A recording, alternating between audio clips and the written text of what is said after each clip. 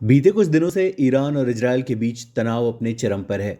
ये जंग शुक्रवार को शुरू हुई जब इजरायल ने ईरान के परमाणु और सैन्य ठिकानों पर बड़े हवाई हमले किए। इन हवाई हमलों में ईरान के रिवोल्यूशनरी गार्ड्स के चीफ हुसैन सलामी और कई परमाणु वैज्ञानिक मारे गए। ईरान को भारी नुकसान हुआ है। जवाब में ईरान ने ऑपरेशन ट्रू प्रॉमिस लॉन्च किया। इजरायल पर 100 से ज़्यादा मिसाइलें और ड्रोन दागे। इन हमलों में तेल अवीव, हाइफा, यरूशलेम जैसे शहरों को निशाना बनाया गया, जिसमें 20 से ज़्यादा लोग मारे गए। इजरायल ने इसके खिलाफ ऑपरेशन राइजिंग लायन का नाम दिया और दावा किया कि उसने ईरान के परमाणु कार्यक्रम को काफ़ी पीछे धकेल दिया है। दोनों देशों के बीच मिसाइल और ड्रोन हमले लगातार जारी हैं। मिडल ईस्ट अब युद्ध की कगार पर है। ऐसे में जानना ज़रूरी है कि इजरायल और ईरान के साथ कौन कौन से देश हैं। अमेरिका इजरायल के साथ खुलकर है। अमेरिकी राष्ट्रपति डोनाल्ड ट्रंप ने कहा कि अगर ईरान ने हमला किया तो अमेरिकी सेना पूरी ताकत से जवाब देगी।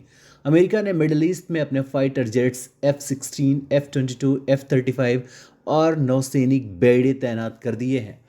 G7 देशों ने एक सुर में इजरायल का साथ दिया है। इन देशों में America, Britain, France, Germany, Italy, Canada, Japan जैसे देश आते हैं। इजरायल की सुरक्षा के लिए इन देशों ने अपना समर्थन जताया है, ईरान पर तनाव कम करने का दबाव बनाया है।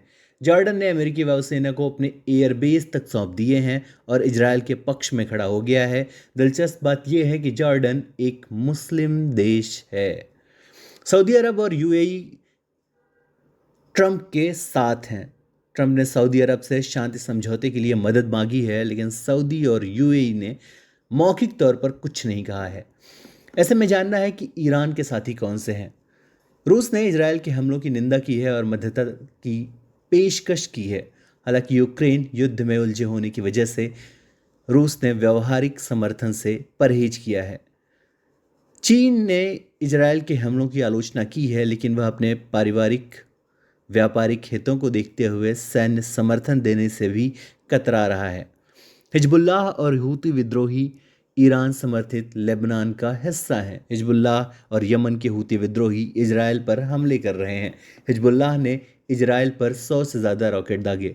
पाकिस्तान ने खुलकर ईरान का समर्थन नहीं किया, लेकिन कुछ खबरों में कहा गया कि वह इजरायल के खिलाफ